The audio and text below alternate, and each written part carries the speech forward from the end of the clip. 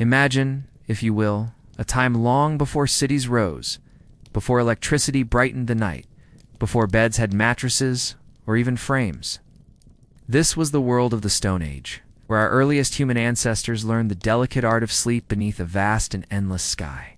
In these earliest chapters of human history, sleep was not something taken for granted. It was an essential rhythm shaped entirely by nature, by the rising and setting of the sun, by the dance of the moon, and by the soft rustling sounds of the wild around them. Picture yourself as one of these early humans. You have spent your day moving through forests, chasing game, gathering roots, and perhaps sitting quietly by a riverbank, the water murmuring over stones. As the sun slowly dips beneath the horizon, painting the sky with strokes of pink and orange, your body begins to relax. Your muscles tire, your mind grows heavy, and a yawn escapes quietly from your lips. You look for a place to rest. There are no beds, no soft pillows, no blankets in the modern sense. Instead, your sleeping spot might be a cave, a dark hollow in a rocky cliff face, or beneath a dense canopy of trees. Perhaps you gather dry leaves, moss, or grasses to create a soft bedding on the cold, hard ground. Animal skins might be draped to provide some warmth against the chill of night. This bedding is simple but effective. It protects from the damp earth, the chill, and the little crawling insects that roam the forest floor. But most importantly, it marks a sacred place, a small refuge where your body can surrender to the deep rest it craves. In the Stone Age, your sleep pattern is not yet the long, uninterrupted night of modern times. Instead, your ancestors may have followed a polyphasic sleep schedule, meaning they slept in multiple shorter periods across the day and night. This is common among many animals and is believed to have been typical for early humans. They might have taken a long rest during the darkest hours of night and a short nap during the day. The absence of artificial light means your body's internal clock, or circadian rhythm, is perfectly tuned to the natural light-dark cycle. As twilight fades, melatonin, the sleep hormone, naturally rises, coaxing your eyelids to close. The stars emerge overhead, countless and sparkling like scattered jewels on a black velvet cloth. The sounds of the night are alive and constant. Crickets chirp their gentle song. The wind rustles softly through leaves. Perhaps an owl hoots in the distance, a sound both haunting and comforting. These natural noises are a lullaby to your tired mind, coaxing you further into sleep's embrace. Unlike the modern world, free of screens and distractions, here your rest is uninterrupted by technology, by clocks, or by worries of tomorrow's tasks. Your world is small and immediate, and so is your rest. Interestingly, early humans might have experienced dreams quite differently from us. Some anthropologists believe that because their sleep was segmented and their nights shorter, dream recollection may have been more frequent, weaving myth and experience closer together. But danger was never far away. Sleep was a vulnerable state. The threat of wild animals, rival tribes, or harsh weather meant that your group may have taken turns keeping watch, a sentinel awake while others rested. This night watch ensured that at least one set of eyes was always alert, listening for danger. The fire, one of humanity's greatest inventions, was a crucial companion at night. Sitting close to the flickering flames, the group could feel warmth, see clearly, and keep some predators at bay. Firelight also helped extend the day just a little longer, allowing for social bonding, storytelling, and preparation for the next day's hunt. As you lie down, the fire's glow casting dancing shadows on cave walls. Your thoughts slow. Your heartbeat matches the gentle crackling. Your breathing deepens, slow and steady, as the rhythm of the night carries you gently towards sleep. So, in this very first chapter of human sleep history, we see the beginnings of something universal, the search for rest and safety in a world ruled by nature's cycles. The Stone Age teaches us that before all the noise of modern life, sleep was simple, natural, and intimately connected to the earth and sky. Softly, the night deepens. The stars grow brighter. The moon arcs slowly across the sky. The earth breathes with the rhythm of the sleeping tribe. And now, as you close your eyes, you are cradled in the first yawn of humanity's long and winding journey into the dream world. As the ages turn and the Stone Age fades into memory, a new civilization rises along the life-giving waters of the Nile River. Ancient Egypt. Here. The art of sleep evolves alongside grand pyramids and towering temples, wrapped in rituals, symbolism, and delicate comfort that echoed through millennia. Imagine yourself once again, but this time as an Egyptian, in a sun-warmed village or bustling city like Thebes or Memphis. The day's heat slowly softens, and the sky glows with the rich colors of dusk. Your thoughts now turn to rest. A sacred pause between the busy hours spent harvesting grain or crafting fine linen. But unlike the rough bedding of your Stone Age ancestors, here in Egypt, sleep is wrapped in carefully crafted details. You lie not on the bare ground, but upon cushions filled with soft papyrus reeds. These pillows, unlike anything we use today, are hard and curved, designed more to cradle the neck than to sink into like fluffy clouds. And yet, these simple comforts reflect a deep connection to the natural world, made from the very plants that thrive along the Nile's edges. The Egyptians believed sleep was a form of death, a temporary journey between worlds. For this reason, sleep was surrounded by sacred objects and rituals designed to protect the sleeper from harm and evil spirits. The god base, often depicted as a small bearded figure with a lion's mane, is considered the guardian of sleep and childbirth, a protective force warding off nightmares and bad dreams. Before resting, many Egyptians would anoint themselves with fragrant oils, delicate scents made from myrrh, frankincense, and lotus flowers.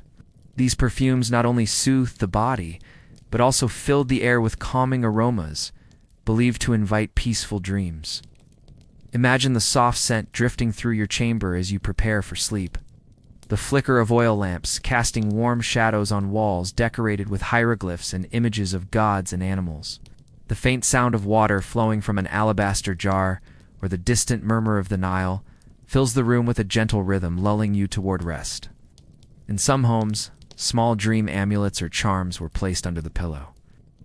Objects inscribed with prayers or symbols designed to influence the dreams of the sleeper. These were more than mere trinkets. They were powerful talismans connecting the physical and spiritual worlds. The beds themselves were simple wooden frames, often elevated to avoid insects in the cool night air. Bed linens made of fine flax were light and breathable, perfect for Egypt's warm nights. Sometimes the wealthy slept on raised platforms adorned with intricate carvings and inlaid with gold. But for many, comfort was about cleanliness and ritual rather than extravagance.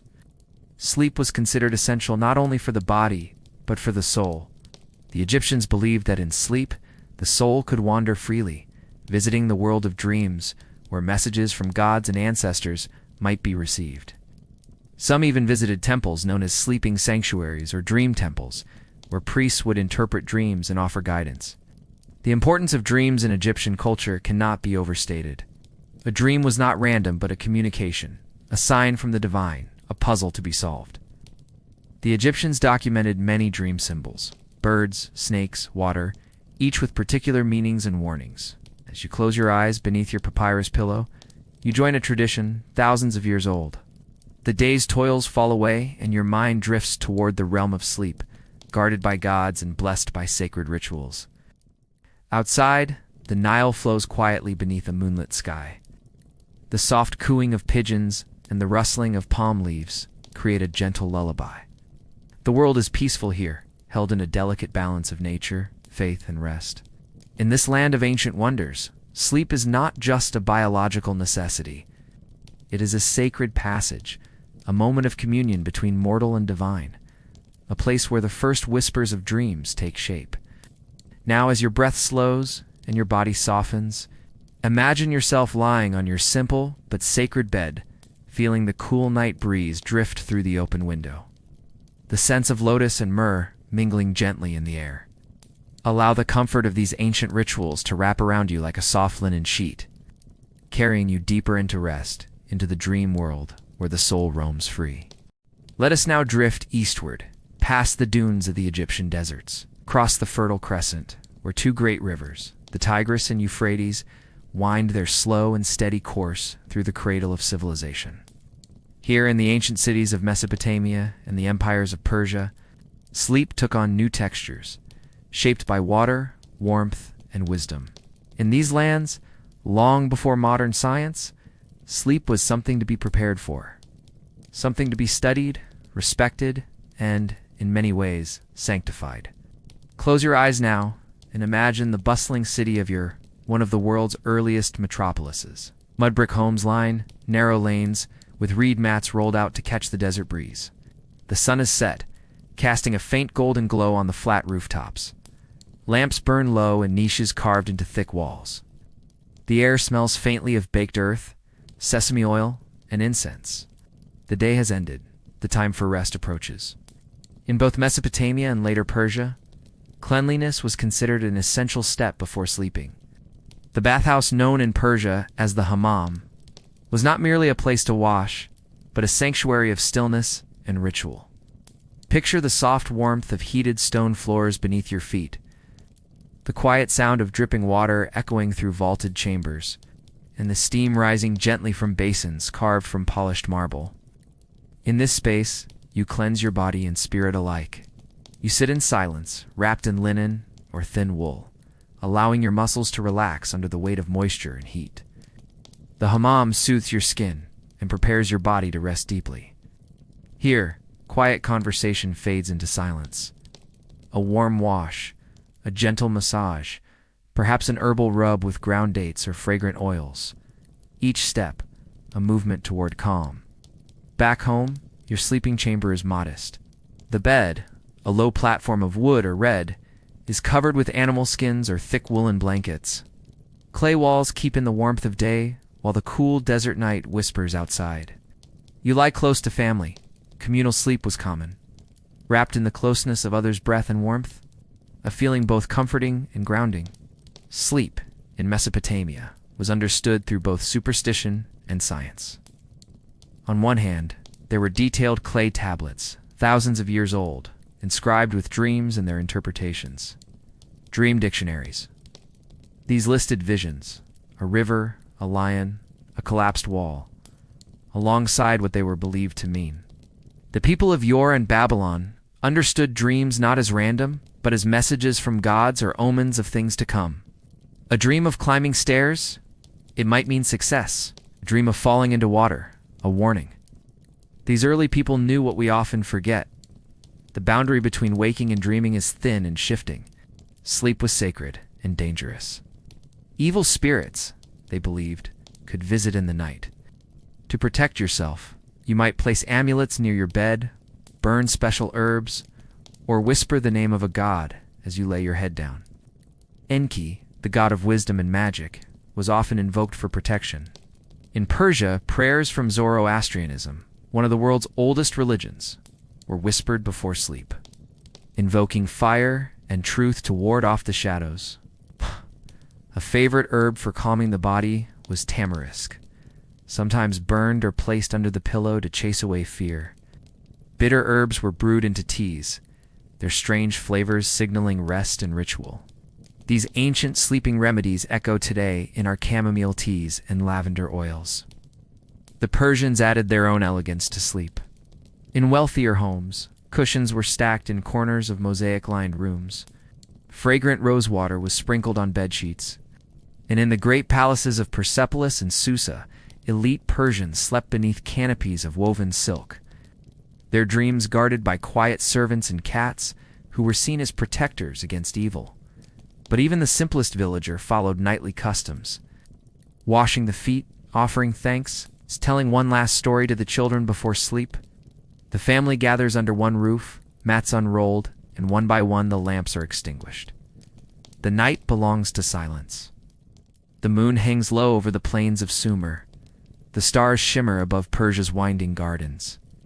Somewhere in the darkness, the first cool winds of morning begin to stir the wheat. But for now, you are safe. You are clean. You are calm. The ancients had no clocks to obey, no alarms to jolt them awake. The rhythm of the body was nature's rhythm. Sleep came not from exhaustion, but invitation. A return to balance, a soft surrender. And in that surrender, wisdom was found. Let your breath soften now. Feel the weight of warm stone beneath you, the gentle steam rising from the hammam still clinging to your skin. The air is still. The fire is gone out. The house sleeps. Let your thoughts follow the slow curving paths of the Euphrates. Let them settle like silt on the riverbed. Let the past rock you gently. Sleep is waiting. The sun begins its quiet descent over the Aegean Sea. The waves lap rhythmically against the shore, slow and soft, as if the water itself is falling into a doze. You are no longer in the lands of Mesopotamia or Persia. You are in ancient Greece now, a land of philosophers and poets, of marble columns and olive trees, where the boundary between body and soul, dream and reality, was considered sacred, and sometimes quite literally, healing. In this world, sleep was not simply a nightly necessity. It was a ceremony. The ancient Greeks believed that sleep and dreams could restore the mind and body, but also reveal divine truths. They created entire sanctuaries dedicated to sleep, sacred temples known as Asclepions, built in honor of Asclepius, the god of healing. Imagine approaching one such temple. It stands on a hillside, wrapped in stillness and shaded by tall cypress trees. The temple is not bustling with priests or crowds. No, it is quiet, hushed, calm, prepared for healing and rest. Pilgrims come from far and wide to sleep here. They are sick in body or heart. They carry questions. They're seeking answers, but not from scrolls or doctors. They come for incubation sleep, a practice of sleeping within the temple in hopes of receiving a dream sent by the god himself, a dream that would show them how to heal. Before they sleep, they must purify themselves. A ritual bath in cold spring water, sacrifice, perhaps a small cake or an offering of honey and wine, fasting, prayer. Then they are led to a dark chamber within the temple, the abaton, a room where no light enters, where silence reigns. The floor is covered in rushes or animal skins. The walls are thick, the air is heavy with incense, perhaps myrtle or laurel, smoke curling upward like a whispered chant. Here they lie down, no distractions, no sounds beyond the breath of others. No task, except to surrender to sleep, and they wait, they sleep. And in their dreams, or what they believe are dreams, Asclepius appears. He may touch their body and cure it. He may whisper advice to change their diet, to walk more, to pray with more sincerity. He may say nothing at all, but leave them with a feeling, a vision, a sense of peace. In the morning, priests and scribes listen to their dreams. The dream becomes diagnosis. The dream becomes prescription. The temple becomes hospital, and sleep becomes medicine. These Asclepians existed throughout the Greek world, in Epidaurus, Kos, Pergamon. Some were vast complexes with theaters and gyms and libraries. Others humble groves where birdsong guided your steps. The idea was always the same. Sleep can restore what is broken. And even outside the temples, Greeks took rest seriously. They did not all sleep the same way, of course. Much like in other ancient cultures, many followed polyphasic sleep, 2 or more phases of rest throughout the night. There was a time for sleep after sunset, then a period of wakefulness, to reflect, pray, converse, or simply gaze at the stars, and then the second sleep. The night was not a block of unconsciousness, but a rhythm, a pulse of quiet intervals, stitched together with thought and stillness. And then the Romans came, practical, brilliant, and orderly. The Romans brought their own traditions. Some borrowed, some reimagined. In Roman homes, especially those of the wealthy, bedrooms were small, tucked away, designed for darkness and privacy. Beds known as lectus were raised platforms of wood, strung with leather or rope, topped with stuffed mattresses. Goose feathers or straw provided cushioning. Woolen blankets and linen sheets were used depending on the season. Romans, like the Greeks, recognized the need for a break in the day. The meridiatio, or midday rest, was common, especially in hot months. It was acceptable, even encouraged, to nap during this hour when the sun was high and the streets grew quiet. Night, too, had its rituals. Many Romans believed that the body needed warmth and quiet before sleep. They would soak in a bath, not a rushed wash, but a prolonged immersion in hot water, followed by cooler pools and perhaps a rub down with perfumed oil. This was not luxury. It was hygiene, balance, cura corporis, care of the body. A light supper followed, bread dipped in oil, olives, cheese, or a bit of honey-sweetened wine. Then, perhaps, a scroll would be read aloud by lamplight, a story, a poem, or a philosophical passage from Seneca or Marcus Aurelius. As the fire in the brazier faded, as the oil in the lamp sputtered low, the household quieted. Slaves and free citizens alike sought sleep, though in very different conditions. For many laborers, sleep came on rough mats or crowded dormitories. Yet even here, sleep was often protected by routine. The washing of feet, the setting aside of tools, the laying down of burdens. Romans understood the value of rest. Soldiers, builders, writers, statesmen, all knew that, without it, the body failed, the mind faltered. Even emperors had sleep rituals. It is said that Augustus, the first emperor, would go to bed early and rise before dawn. He kept his chamber dark and cool. He would sometimes wake in the night to write or think, or simply lie still, and then return to sleep. And so, even in the highest halls of power, sleep remained a soft, private act, as ancient and unchanged as it had always been. Now, as your breath slows and your thoughts drift, picture yourself in a Roman villa. The stone walls are thick, the lamps are out. Small breeze carries the scent of laurel through the atrium. Or perhaps, in your mind's eye, you return to the temple at Epidaurus. You lie beneath high arches, the air thick with memory and myth. You breathe. And you sleep. And perhaps, as you begin to dream, you too will hear the voice of Asclepius, calm, clear, and kind, reminding you that rest is not weakness, but wisdom. The fire is low. Its amber glow flickers against stone walls, painting shadows that dance slowly along wooden beams. A gust of wind groans through the thatched roof. Somewhere beyond the heavy shutters, an owl calls once, then falls silent. Welcome to the medieval night. The Middle Ages, a stretch of centuries where life moved at the pace of seasons, and sleep was shaped not by choice, but by custom, class, and cold. Let us begin inside a stone castle. Not the grand halls you might imagine from fairy tales, but a fortress of practicality, built to keep out invaders and the elements alike. Within the thick stone walls, the air is damp and cool. The scent of old smoke clings to the tapestries. Rushes cover the floor, sprinkled with herbs like rosemary or lavender to mask the smell of chamber pots and damp wool. Mice rustle in the corners. The hall has fallen quiet. It is night, time to rest. Where you sleep depends on who you are. If you are nobility, you may sleep in a chamber off the Great Hall, a room called a solar, reserved for privacy and sleep.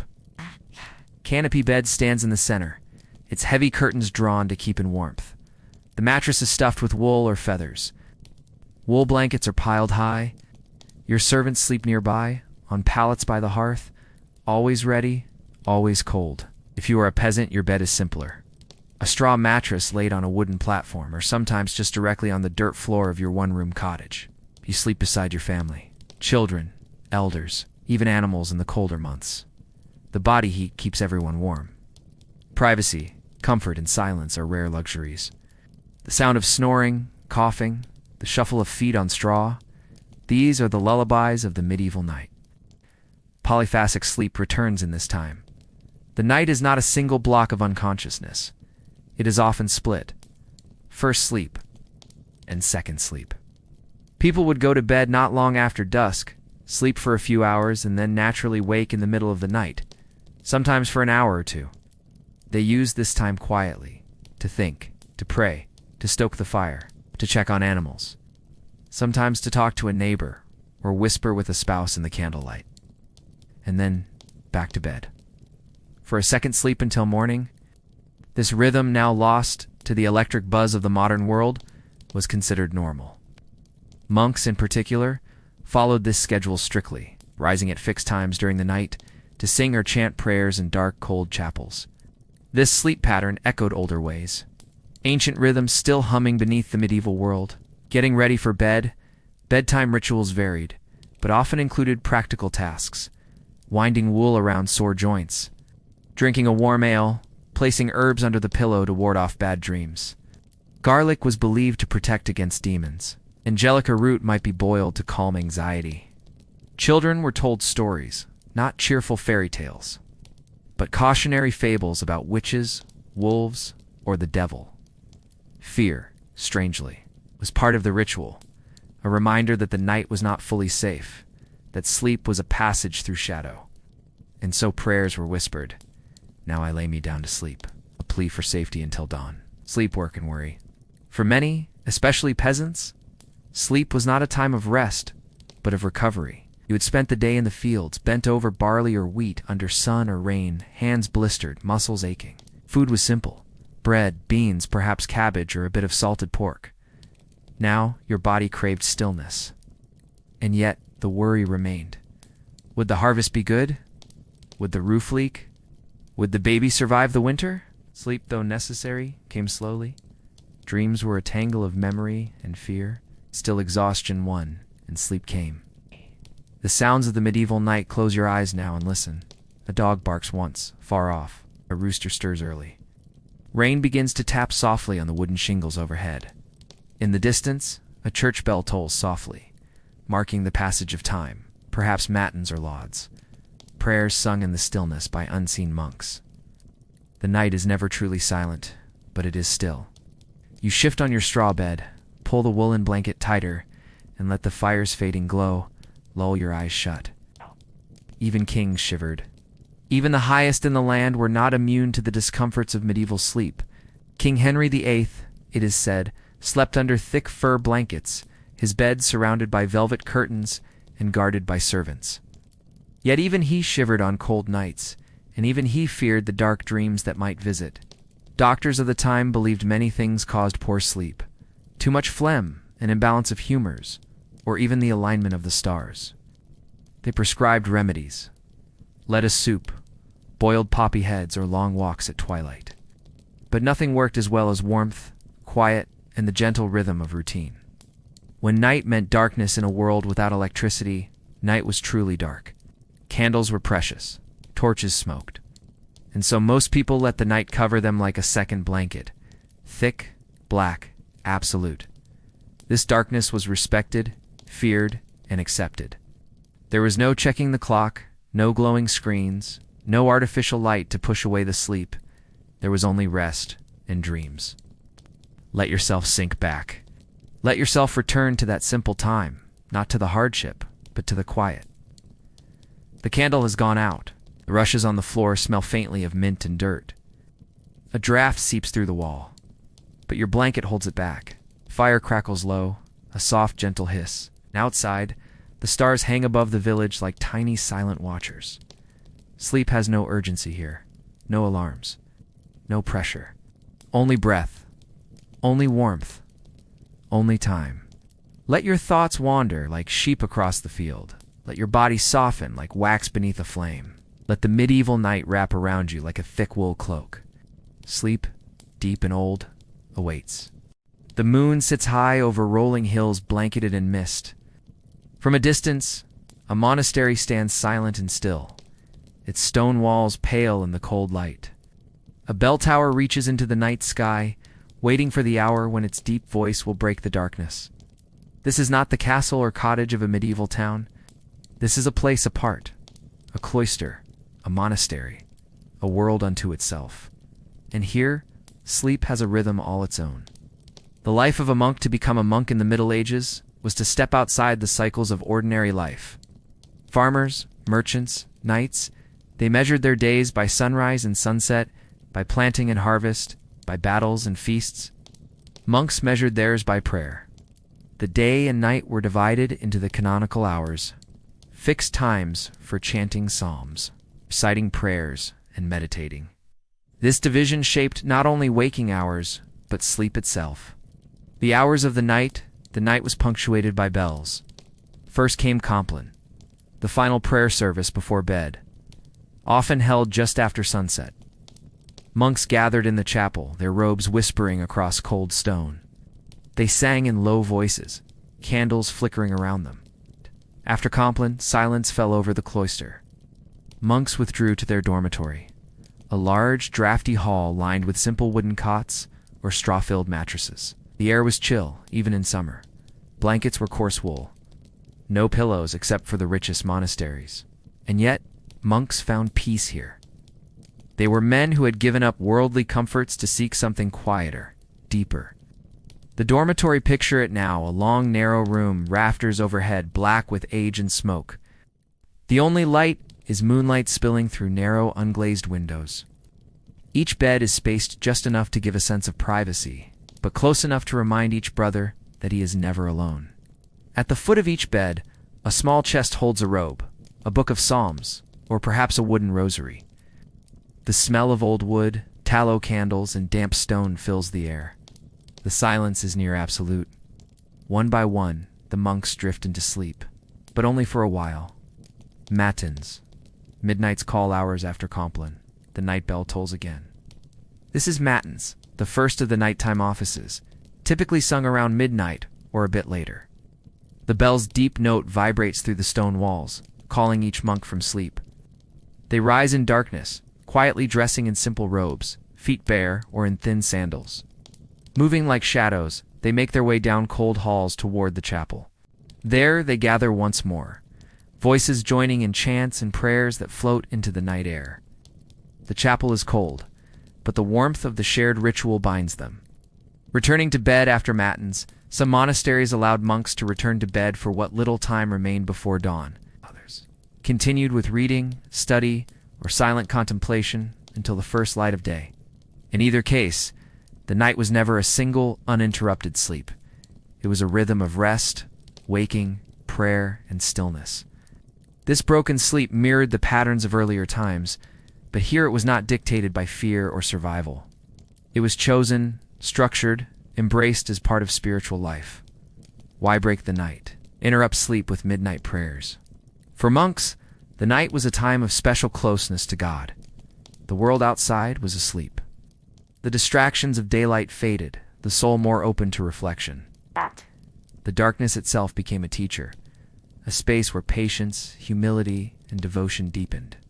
Keeping watch, some monks served as the night porter, staying awake through the hours to ensure lamps were lit, fires banked, and doors secure. They walked the cloister in silence, their footsteps muffled on cold flagstones. Occasionally they paused by the chapel door, listening to the soft breathing of their sleeping brothers. Their watch was not a burden, but a vigil, an offering of wakefulness. Sleep and dreams, monks recorded their dreams carefully, seeing them as messages from God or temptations from darker forces. A peaceful dream might be seen as a sign of favor, a troubling one, a warning. Dreams were pondered during morning prayers, but rarely shared outside the cloister. Herbs and remedies, though monks accepted hardship, they also understood the value of herbs. Lavender to calm the mind, valerian to ease aches, hops to deepen rest. Many of these plants grew in the monastery gardens, tended with the same care as the scriptures they copied by hand. When sleep fled, there were nights when sleep would not come. A monk might sit by a narrow window, gazing into moonlit fields, reciting psalms until exhaustion overtook him. He might walk slowly around the cloister, beads slipping through his fingers, repeating quiet prayers. He might simply lie still, accepting wakefulness as another part of God's plan. The monastic morning as dawn approached, the bell rang once more for lauds, the morning prayer welcoming the day.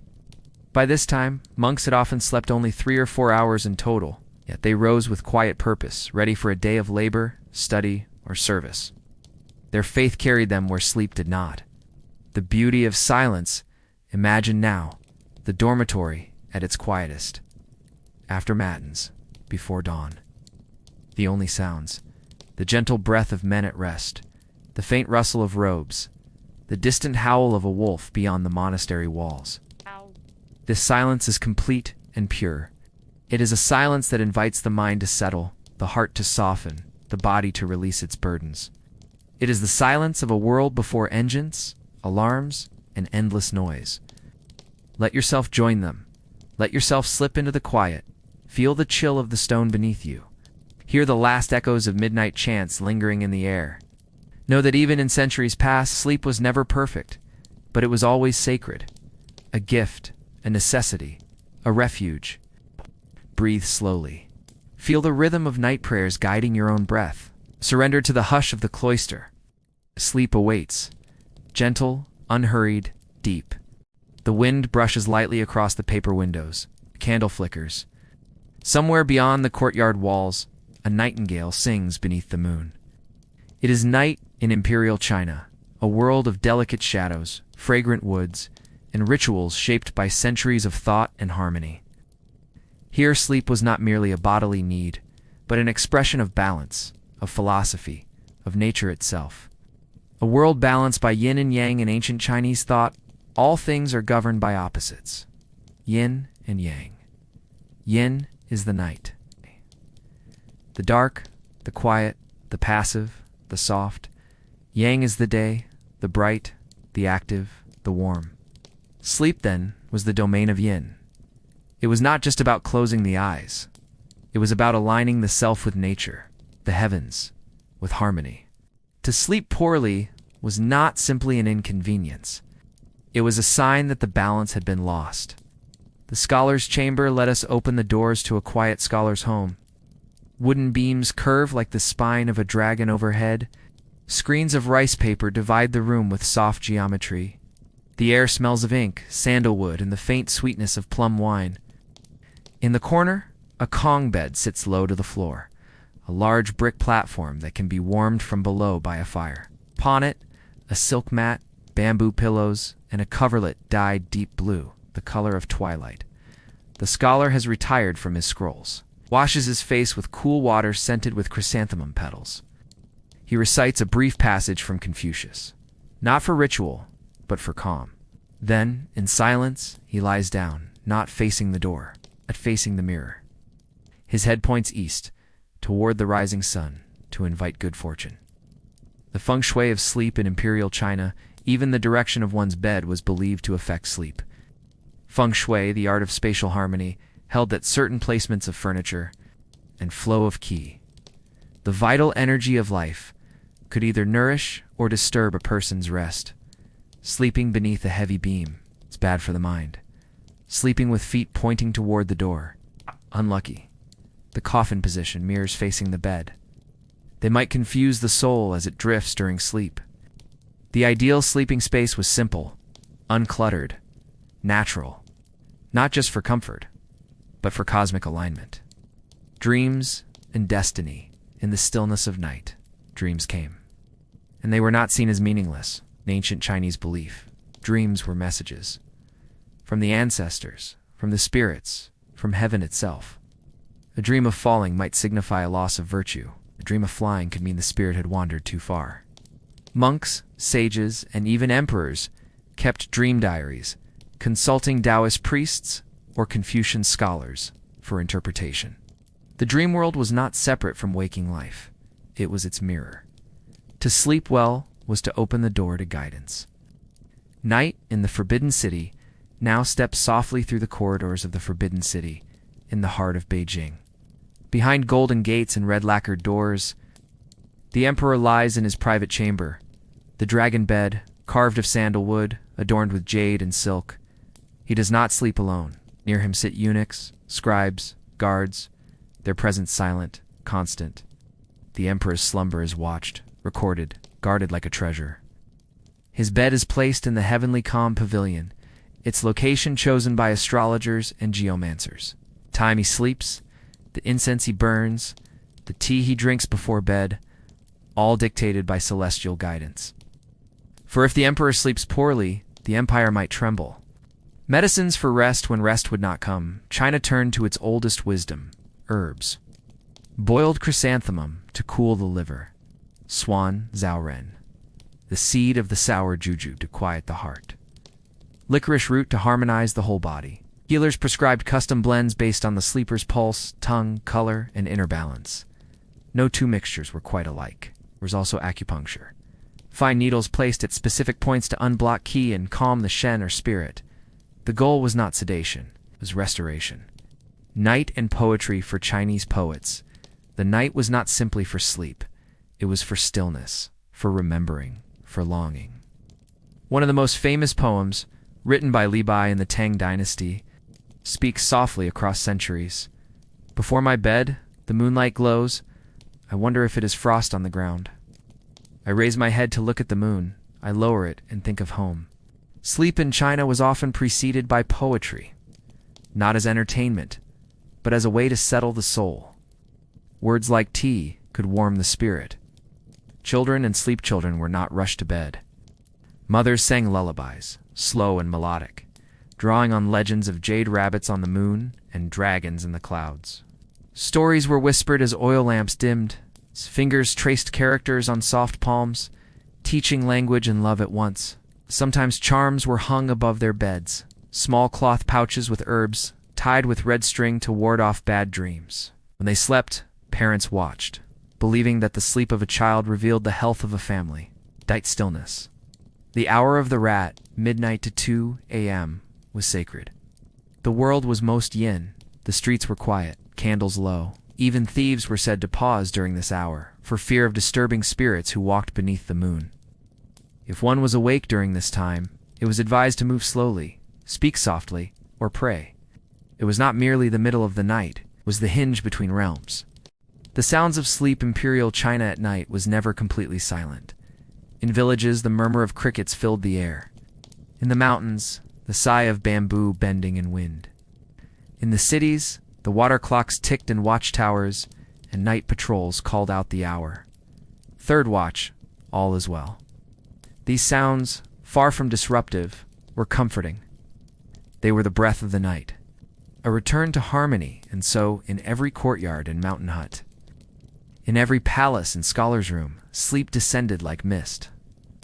Soft, slow, inevitable. Not hunted, not hurried, welcomed. The balance of body, spirit, space, and stars was restored in those hours of stillness. This was not sleep as escape. This was sleep as a return to harmony, a return to the self. Let the past cradle you. Now let the old silk of the sleeping mat hold you. Breathe in the scent of sandalwood and ink. Feel the warm bricks of the kang beneath you. The murmur of crickets outside the paper screen. Your breath is the night wind. Your thoughts are drifting leaves on a river. There is nothing you must do. Nothing you must fix. Nothing you must carry. Only this moment, this breath, this gentle fall into rest. Sleep, as the ancients did. Not to escape the world, but to rejoin its rhythm.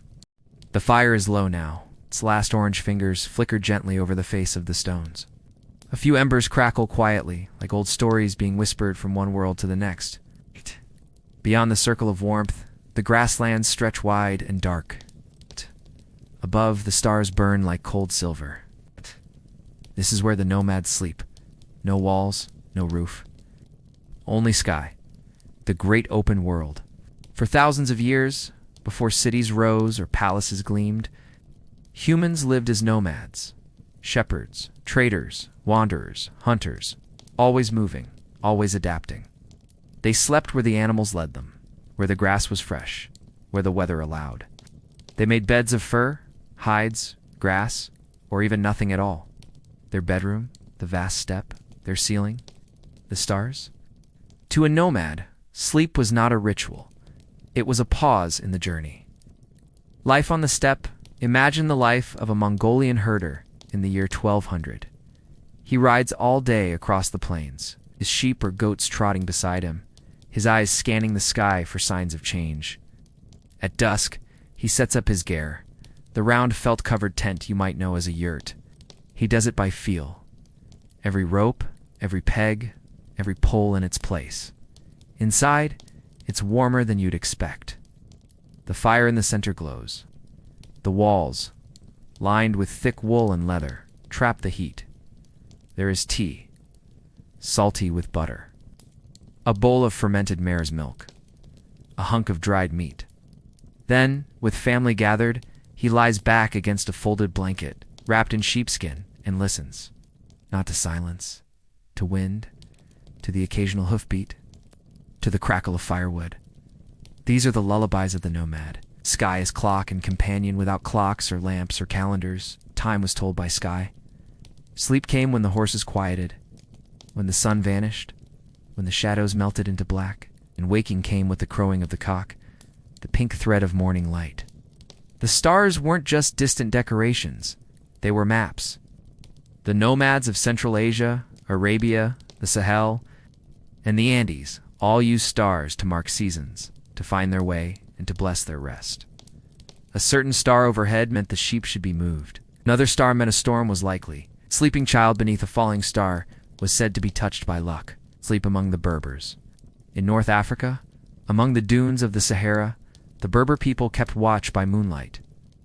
Tents made of woven goat hair flapped gently in the desert wind. Families gathered inside in a circle, lying close, not just for warmth, but for safety. Sandstorms were feared, as were raiders, and sleep was light. But peaceful nights were common too. In some tribes, stories were told in whispers until the fire died. Children drifted off with tales of desert spirits, clever camels, or great ancestors riding the winds. 2 sleeps, 1 night among nomadic groups, and even in old farming villages, sleep didn't always happen all at once. There were often 2 sleeps, one after sunset, broken by a waking period, then another before dawn. During the break, people might tend to animals, pray, make love, or simply sit by the fire in thought. It was not insomnia, it was normal. The body followed the rhythm of firelight, darkness, hunger, safety, and sky. There were no alarms, only instincts. Sleeping close, sleeping safe in many nomadic cultures, sleep was shared. Whole families, and sometimes even whole clans, slept in the same tent or under the same blanket. There was no shame in it, no loneliness. Sleep beside one another meant protection. A child nestled between 2 adults stayed warm. A guard sleeping lightly by the flap of the tent heard what others didn't, and waking together, to the same cold morning, same smoke, same sun, built a kind of unity that cities couldn't match. Dreams on the move, nomads dreamed like anyone else. But their dreams were shaped by travel, by wind, by spirits of the land. A Kazakh herder might wake from a dream of horses and think it a message that something must be done, that something is coming. Among the Tuareg, the dream world was connected to ancestors, who might appear in sleep to offer advice or warning. The Maasai of East Africa, herders of cattle and watchers of stars, sometimes saw dreams as ways the soul wandered, gathering strength for the waking day. What made for a good sleep? Not a mattress, not a fan or a clock, just ... fire to keep away animals and spirits. A full stomach after a long day, trust in the people around you, tiredness earned by honest work, cool air and dry ground. Beneath, stories to soothe the heart. That was enough. Nomadic wisdom for modern sleep in today's world. Cities, as screens, schedules. It's easy to forget that sleep used to be wild. It was not something you forced. It was something that came, like dusk. The nomads didn't lie awake wondering if they'd fall asleep. They accepted it like rain. They made peace with the dark. Maybe that's a lesson worth remembering. Let the earth hold you tonight. As you close your eyes, imagine the great open steppe. No ceiling above you, only stars. Your breath matches the wind. Your thoughts drift like smoke. You are warm. You are safe. You are tired in the best way. Not from worry, but from wandering. Sleep as the nomads did, without pressure, without walls. Just you and the world were together under the sky. The vigil wake in some orders, monks took turns keeping night watch, praying while others slept. They did this not because of danger, but to honor God, to let praise never cease, to show that even in darkness the light of devotion still burned. Imagine kneeling in candlelight at 3 a.m., your breath clouding in the cold. No one else awake, only the flicker of flame, and your whispered chant echoing through arches older than memory. Sleep and sin, too much sleep, they believed, led to sloth, but too little led to pride. The goal wasn't comfort, it was balance. Monks wrote about dreams too, especially troubling ones. A disturbing dream might be seen as a spiritual attack. A joyful dream, a possible message. They believed what entered the mind before sleep shaped what happened in dreams. So monks avoided idleness, gossip, or worldly thoughts before bed. They let scripture fill the space between wakefulness and sleep. A bell to wake the soul. The bell that woke them was not jarring. It was slow. Measured. A deep tone that stirred the soul, not startled it. They rose without complaint, lit their candles, donned their robes, walked barefoot, or in sandals through the cold stone halls. No one shouted. No one rushed. Even waking was a ritual. Dreaming of heaven, what did monks dream of? They didn't write it down often, but we can guess. They spent their days thinking of paradise, angels, virtue, and discipline. So perhaps their dreams were filled with light, with choirs, with gardens beyond death. Or perhaps their dreams were simple, of warmth, of bread, of sunlight on a stone wall. Even monks, after all, were human. Modern lessons from the cloister in their devotion. Monks developed habits that sleep scientists now find wise. Routine. They slept and rose at the same times daily. Low light, candles only. No harsh illumination, no distractions, no entertainment, noise, or devices. Rituals each day ended in the same quiet, meaningful way. Meditation, prayer, and chanting calmed the mind. They didn't chase sleep, they prepared for it, and it came. Now you are in the cloister as you rest tonight. Think of the old monastery, a stone floor beneath your feet, the flickering light of a distant taper, the cold air against your cheek, distant sound of a bell. No rush, no noise, only stillness. Sleep, like faith, asks only that you make space for it. So lie back, close your eyes, and let the silence of centuries guide you into gentle rest. The sun has long slipped behind the rooftops of old Baghdad, leaving behind a sky bruised with fading gold and smoky indigo. You walk slowly, your sandals soft against the worn stones of the street. The scent of warm bread and distant jasmine still clings to the air, but the noise of the city has hushed. Lamps flicker in narrow windows, child's laughter drifts and then disappears. You are tired, not just in body, but deep in the bones. A weariness that calls not for sleep yet, but for a ritual of unwinding. So you follow the familiar road, turning past the mosque, then through the archway lined with carved patterns, and step beneath the low stone doorway of the hammam. The bathhouse. Inside, it is quiet, dim, warm. The attendant greets you with a slow nod. No words are needed. You are a regular here, like many in the city who come not just to clean the body, but to prepare for sleep, to shed the dust and worries of the waking world. You remove your robe in the appetiterium, the changing chamber. It is cool here, quiet. You sit for a moment, adjusting to the calm. Then barefoot, you step forward, into warmth. The tepidarium greets you first. The walls are stone, tiled in faded blues and greens, their patterns swirling like the winds above the desert. Warm air surrounds you like a cloak. The floor is heated from beneath, and every step reminds your body that the day is done. You sit on a stone bench. You breathe. The world slows. Soon, the caldarium beckons. Here, the steam is thick. It rises in waves from marble basins, where water gently overflows. Oh. The room smells faintly of mint and old cedar. The ceiling above is domed, its high curve pierced with small, star-shaped holes that let in starlight, or perhaps moonlight, or perhaps just the memory of day. Your body begins to sweat, but not from effort, from rest, from being held in warmth. You lie back against a heated slab of smooth stone. A bath attendant pours warm water down your shoulders, your arms, your chest, your feet. Another gently scrubs away the grit of the day, with a rough glove and practiced patience. It is not unpleasant. It is grounding. It is slow. Ow. No one hurries here. Later, you sit wrapped in a clean cloth, sipping water from a small clay cup. Your skin glows from heat and care. You feel light. Not quite asleep, but nearly there. This is how people in this part of the world have prepared for sleep for centuries. Cleanliness is sacred, both physically and spiritually. You remember hearing the words of the prophet, to sleep in purity, to wash the hands, to brush the teeth, to rest on the right side, hand beneath cheek. These are not just habits, they are portals into peace. A good night's sleep begins long before the head touches the pillow. It begins here. When you are ready, you rise. The night air greets you again, but you are warmer now, calmer. You walk slowly home. The streets are emptying. Lamps flicker low. The sky is deep and dark, scattered with stars. Somewhere a dog barks once and falls silent. The whole city exhales. At your door, You enter softly, so as not to wake anyone. You wash your feet, your hands, your face, even though you are already clean. It is ritual. It is kindness to the self.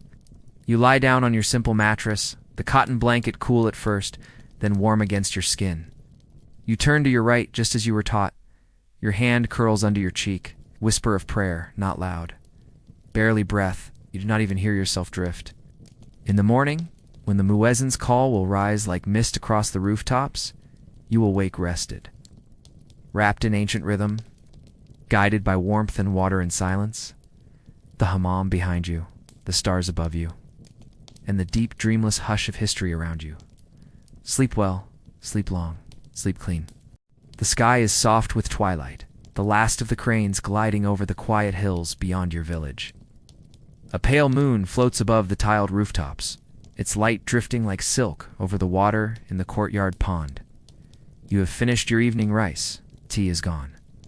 The scrolls are rolled, and the candle is low. It is time, not for slumber, not yet, but for stillness. You are in ancient China. The dynasty may be Tang, or Han, or Ming. Time here is a river, wide, slow, steady, and sleep flows within it, like a boat drifting between the shores of wakefulness and dreams. You step out into the courtyard, the stones still warm from the day's sun. Bamboo rustles faintly in the night breeze. A carp stirs the water with a ripple. You walk in silence, each footstep measured, soft, deliberate. This is not a world that rushes. It is a world that understands balance, yin and yang, action and rest, evening and morning. For every exertion there must be surrender, and so you prepare your body and your spirit to enter the sacred stillness of sleep. Inside your chamber, the air is faintly scented with sandalwood. A stick of incense burns in a tiny bronze holder, its smoke curling upward like a slow question. Your bed is a simple wooden frame, firm, flat, and low. Upon it, a woven mat of rushes. There is a quilt, not heavy, but just enough. A headrest, perhaps not soft, but carefully carved, supports your neck, aligning your posture. In this place, softness is not the goal. Stillness is, and stillness begins in the mind. Before lying down, you sit on the floor with legs crossed. You rest your hands in your lap. You do nothing else. Just breathe, slowly, deeply. One breath in, one breath out. This practice is not called meditation here. It has no single name. It is simply part of living, part of sleeping. A return to self before the body goes elsewhere. In the scrolls of Laozi and Zhuangzi, you have read of stillness as power, of sleep, not as escape, but as harmony. The body surrenders, the mind releases, the world goes on, and you let it pass like wind through pine. A few final steps, you rinse your face with cool water. You comb your hair, not for beauty, but for balance. You gently tap the soles of your feet, waking the meridians before sleep. In some homes, a mother sings a lullaby to her child in tones so soft they barely stir the air. In others, a grandfather hums an old melody from his youth, low and steady like a river beneath ice. In your chamber, there is only silence. And in the silence, rest. Now you lie down, on your side, hands folded, eyes closed. Outside, the wind moves the lantern slightly, creaks once, then stills. In this culture, dreams are not random. They are visited, sometimes by ancestors, sometimes by spirits, sometimes by quiet wisdom that cannot find you when you are loud. So you listen with your whole body. You let the day go. You let the thoughts settle like leaves in a pond. Far off, a rooster calls too early. Stars shine above the tiled roof, and you are gone. Not lost, not adrift. Just resting in the ancient rhythm of night and breath and the spaces between. Sleep now, as they have slept for thousands of years. Not hurried, not chased, just allowed. As bamboo allows the wind, as ink allows the brush, as the body gently allows the soul to drift. The room is dim, not with the glow of screens or blinking digital clocks, but with the low golden light of a single candle. It flickers softly, casting long shadows on the wallpaper. Now the scent of wax and smoke lingers faintly in the corners. It is sometime in the late 1800s, perhaps in London, or New York, or Berlin. Outside the window, a gas lamp hisses, bathing the cobblestones in yellow light. Somewhere in the distance, a train murmurs along its iron path, fading behind buildings in night. You sit in a small wooden chair, unlacing your boots with fingers stiff from work. Your feet ache, your eyes are heavy, but you do not go to bed just yet, because the rhythm of sleep, the rhythm of everything has changed. Not long ago, your ancestors rose with the sun and slept with the moon. They woke early, worked with the land, and went to bed not long after darkness fell. But now, the machines do not rest. And so neither do you. Your job at the textile mill began before sunrise. The whistle blew, the gears turned. You stitched or turned levers or loaded coal. Not by choice, but because the city runs on time now. It's on clocks, on shifts, on schedules etched in ledgers and managed by foremen. And yet when your day ends, the night does not. The candle still burns. And so, for a while, you remain awake. Not working, it's not resting, just suspended between. This new world has invented something strange. Second sleep. You've heard the phrase? You may have lived it. After supper, many go to bed early, exhausted, but then they wake, in the dark hours between midnight and 3, and sit quietly for a while, reading, thinking, praying. Sometimes they even visit neighbors. It is not insomnia. It's simply how the body once responded to firelight and early darkness. But now the nights are brighter, thanks to gas lamps, oil lanterns, candles lined along shop windows that stay open late, train stations lit like dawn at all hours. Time has been stretched. Sleep, once a solid block, is now something more fragile, more uncertain. You wash your face with a cloth and pour water from the basin into a chipped porcelain bowl. The water is cold, but bracing. You dry off with a towel stiff from the clothesline. Your bed is narrow, tucked against the wall. Chamber pot waits underneath, and an iron stove breathes out the last of its heat nearby. You lie down, and still, the mind spins. What time is it? Is it too late? Too early? You check the small clock on your nightstand. A recent gift, or perhaps something purchased secondhand. Its hands tick softly, marking time that never stops. Tick, tick, tick. You close your eyes, and yet, ... it is harder now. Because sleep hygiene in the industrial age is no longer natural. It's managed, prescribed, challenged. The light is not gone when the sun sets. The noise is not finished when the field is plowed. You share walls with others, thin cold walls, and their footsteps, their whispers, their coughs, all bleed into your rest. And sometimes even your dreams are filled with steam and smoke and machines that never sleep. But you still try. You pull the quilt tight. You turn your face to the wall. You imagine fields, rivers, stars, anything but factories. And slowly, slowly, you drift. Not into a deep and perfect sleep, but into the best your age can offer. Interrupted, perhaps, but still sacred, still needed. And in the quiet between the clock ticks, you wonder what the future will bring. Electric lights, work that never ends. Or, maybe someday, a way to sleep peacefully again. Without fear, without whistles, without time cards. But not tonight. Tonight there is only the candle and the clock, and the slow rhythm of a body finding rest in a world that has forgotten how. Sleep now, if you can. The world outside may not stop, but in this small room, for just a little while, you can. The door creaks gently on its wooden hinges as you push it open. Not a grand door, not carved oak or iron, just simple pine, smoothed by use and age. Step into a room, barely large enough for a bed, a stool, and perhaps a small chest. But here in the quiet, you are alone, and in the long journey of human sleep, this is something new. This is a bedroom, not a chamber in a castle, not a corner of a shared hut, not the same room where meals are cooked and boots are mended and babies are rocked. It is a room with one simple purpose: rest. It has not always been this way.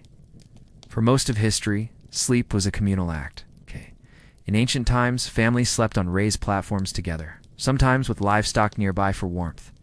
In medieval villages, entire households bundled under shared quilts on straw mattresses, the fire in the hearth, their only heat.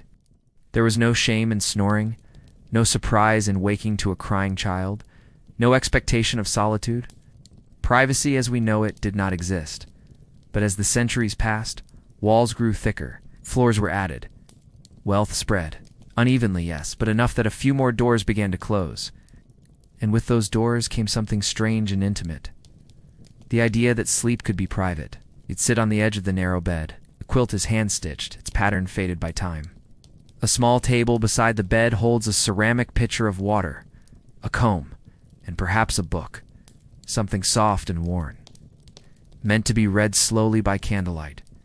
There are no loud colors here, no mirrors, no clutter. The bedroom is a sanctuary, but not yet a showplace. This is long before Pinterest, long before coordinated linens and throw pillows. Here the walls are plain, but they enclose peace. In the 18th and 19th centuries, among the upper classes of Europe and America, bedrooms begin to bloom, not just as places to sleep, but as reflections of status. A lady might retire to her boudoir, a gentleman to his chamber.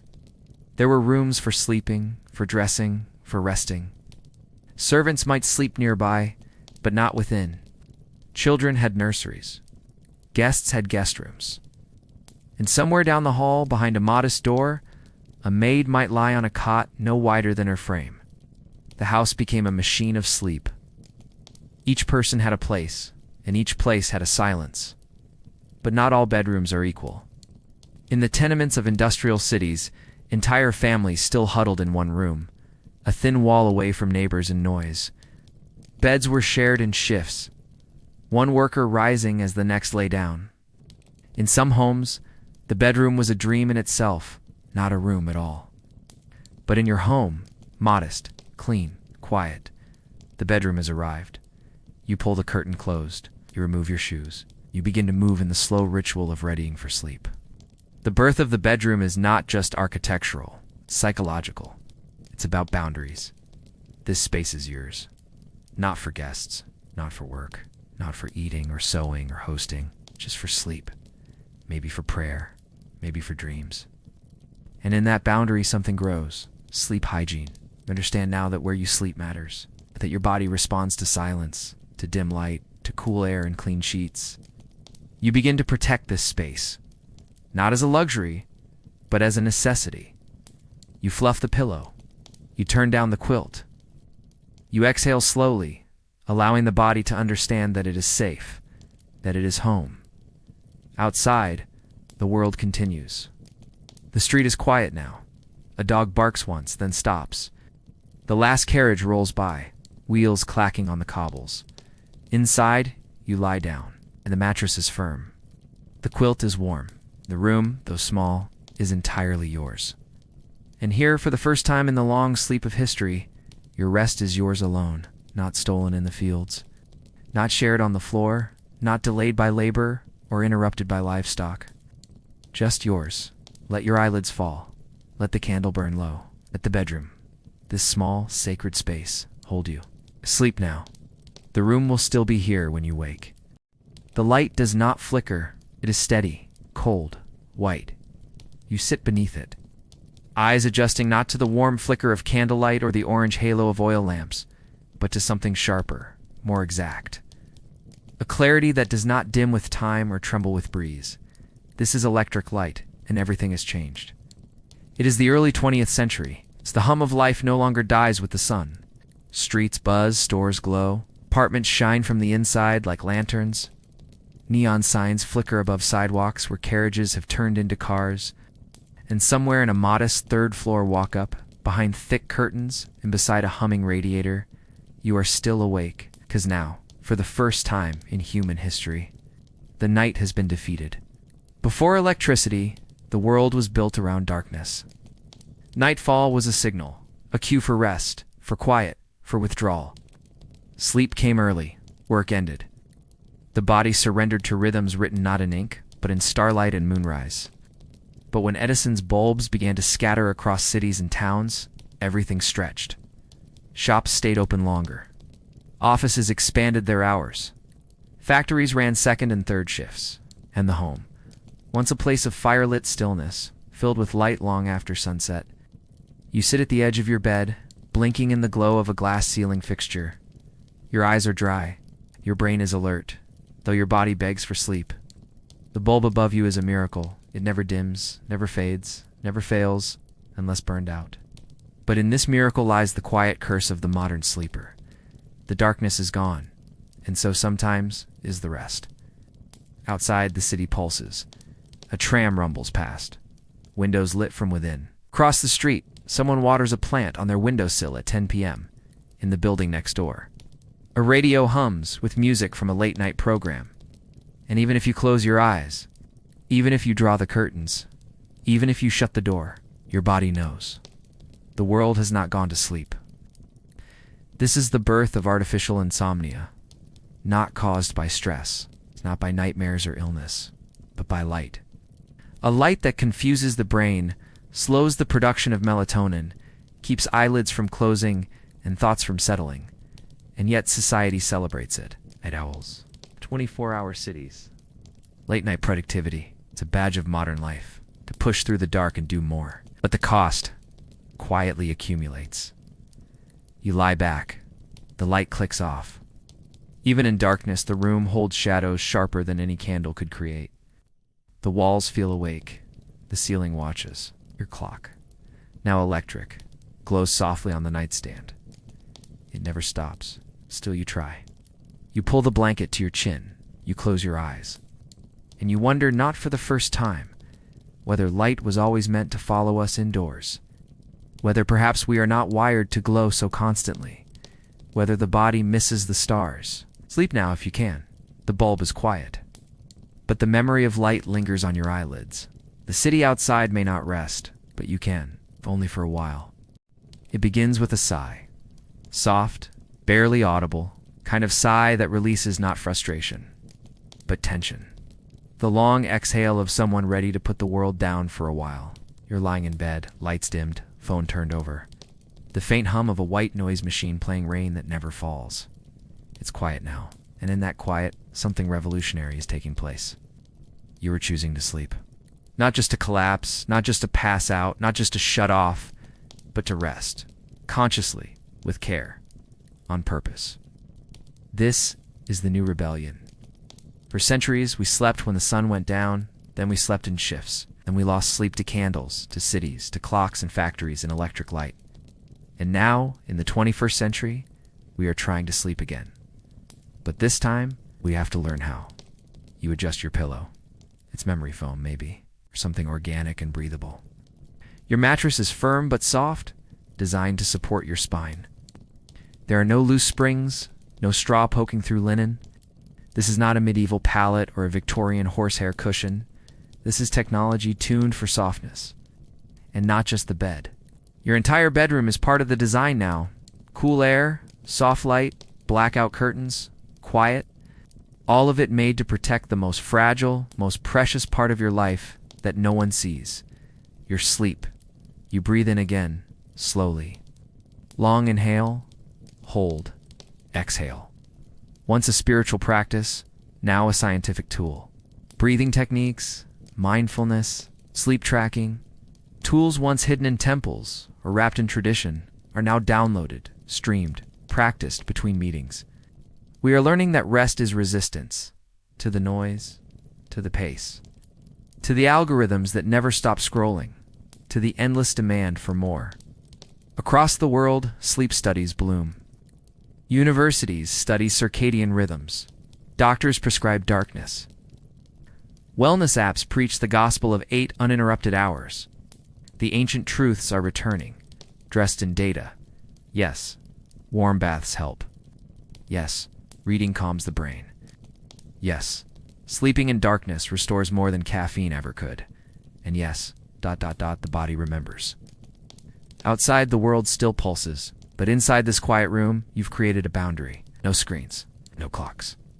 Just breath and stillness and the deep, deep invitation to go nowhere at all. You are not just going to sleep. You are returning to it. The way a traveler returns to a familiar shore after a long, noisy voyage, and in that return, you're not alone. All across the world, people are doing the same, shutting off, slowing down, lying still. not because they are lazy, but because they are tired of being tired. And in that choice, a kind of revolution is unfolding. Not loud, not fast, but persistent. Sleep is becoming sacred again, so you lie down. You curl beneath the covers. You let your eyelids fall, not from exhaustion, but in surrender. And as your mind drifts, you carry with you the long history behind this simple act. The straw beds, the hammocks, the palaces, the trenches, the bedrooms, the bulbs, the science, the stories, all of it leading to this one quiet moment. This stillness, this breath, this bed, this sleep. Thank you for walking through the history of sleep hygiene. Let the past settle behind you now. Let the silence deepen. Let the body soften. Let your dreams, ancient, quiet, and weightless, finally begin.